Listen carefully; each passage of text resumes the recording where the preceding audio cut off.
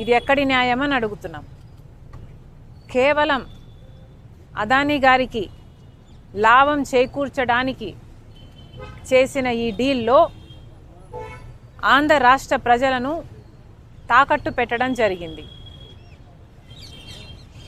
ఇది న్యాయమేనా? అది కూడా ఈ డీలు రాబోయే 25 సంవత్సరాల వరకు ఈ డీలు వర్తిస్తుంది అంటే ఈ తరమే కాదు వచ్చే తరానికి కూడా తాకట్టు పెట్టినట్టు దీని అర్థం కాదా? కేవలం ఒక్క అదానీకి మేలు చేయటానికి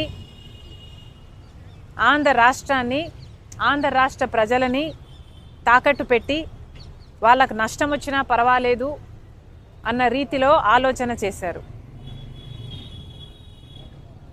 ఇలాంటి డీలే అదానీ గారి కంపెనీ సెకీ ద్వారా గుజరాత్ ప్రభుత్వం ₹99 కుదుర్చుకుంటే అదే ఆంధ్ర రాష్ట్రం ₹2.49 పవర్ సప్లై అగ్రిమెంట్లు చేసుకున్నారు.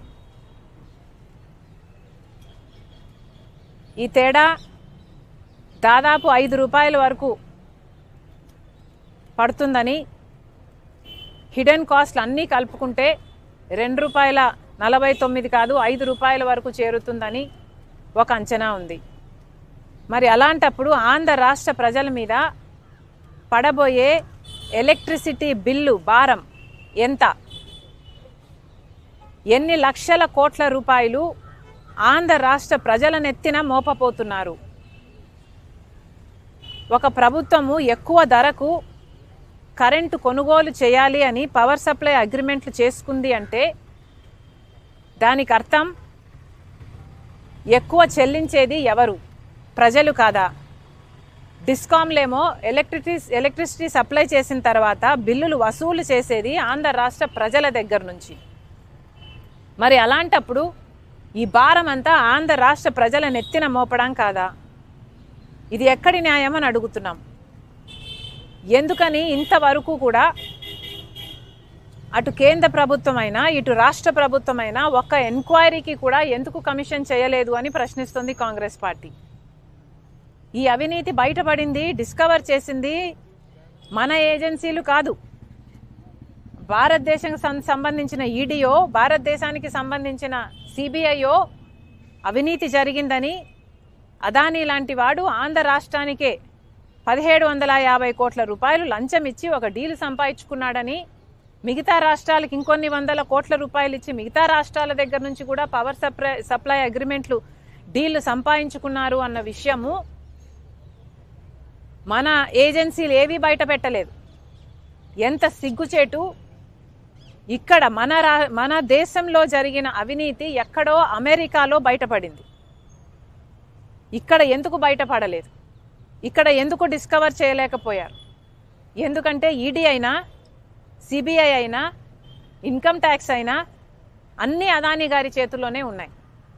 ఎలక్షన్ కమిషన్ అయినా, ఆఖరికి ఏ ఏజెన్సీ తీసుకున్నా, ఆర్బీఐ అయినా, ఏ ఏజెన్సీ తీసుకున్నా ఈరోజు అన్ని మోడీ గారు తన గుప్పెట్లో పెట్టుకొని ఉన్నాడు.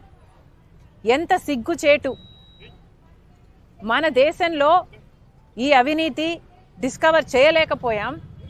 ఎక్కడో పరాయి దేశంలో, అమెరికాలో ఇంత అవినీతి జరిగింది అని ప్రపంచానికి తెలిస్తే ప్రపంచం ఇప్పుడు ఆంధ్ర రాష్ట్రంలో, మన భారతదేశంలో జరిగిన అవినీతి గురించి మాట్లాడుకుంటుంది అంటే ఇది సిగ్గుచేటు కాదా? మన దేశం పరువు అదానీ గారు తీస్తే రాష్ట్ర పరువు జగన్మోహన్ రెడ్డి గారు తీశారు. ఈరోజు అంతర్జాతీయ స్థాయిలో అదానీ అవినీతి గురించి, జగన్మోహన్ రెడ్డి గారి అవినీతి గురించి, మిగతా ముఖ్యమంత్రుల గురించి, ఎవరైతే డబ్బులు తీసుకున్నారో వీళ్ళ అవినీతి గురించి అంతర్జాతీయ స్థాయిలో మాట్లాడుతున్నారు.